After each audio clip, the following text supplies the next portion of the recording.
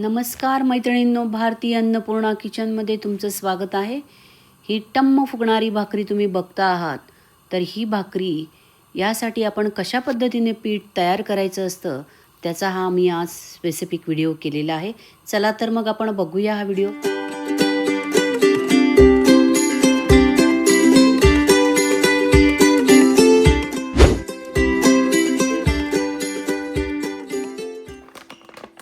सर्वप्रथम मी हे कोणतं पीठ वापरते ते दाखवते। सोहमचं ज्वारीचं पीठ मी घेतलेलं आहे आणि आता आपण एका बाउलमध्ये एका वाटीच्या किंवा कपाच्या माध्यमाने मी हे पीठ घेतले 1 कपभर। त्यात थोडं चवीपुरता मीठ घातलेलं आहे आणि आपण हे मळण्यासाठी गरम पाणी मोजून घेणार आहोत। त्यासाठी मी घेतले 1 कप पूर्ण पाणी। हे पाणी टाकताना थोडं थोडं पाणी घालून फोर्कच्या साहाय्याने मी मिक्स करून घेणार आहे। तर मैत्रिणींनो, हे मळताना आपण कडकडीत पाणी वापरणार आहे, तुम्ही स्पेसिफिक लक्षात ठेवूया। त्यानंतर अजून मी थोडंसं पाण्याचा अंदाज घेऊन साधारणतः मला 1.25 कप पाणी यात लागलेलं आहे।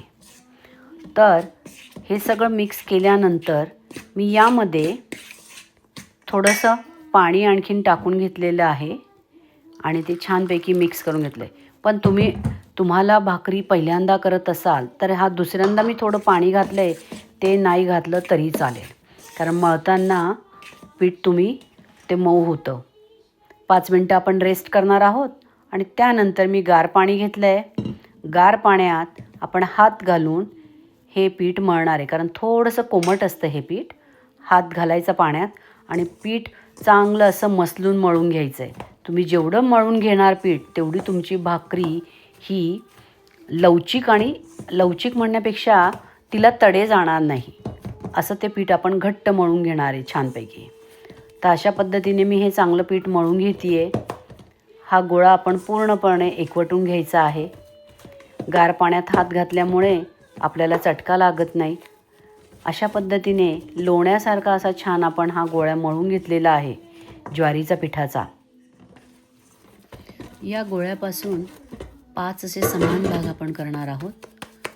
ज्याप्रमाणे एक छोटा फुलका आपण बनवतो तसे आपण 5 गोळे करून घेतलेले आहेत। तुम्ही वेळात वेळ काढून माझा हा व्हिडिओ बघितला त्याबद्दल तुमचे मनापासून धन्यवाद।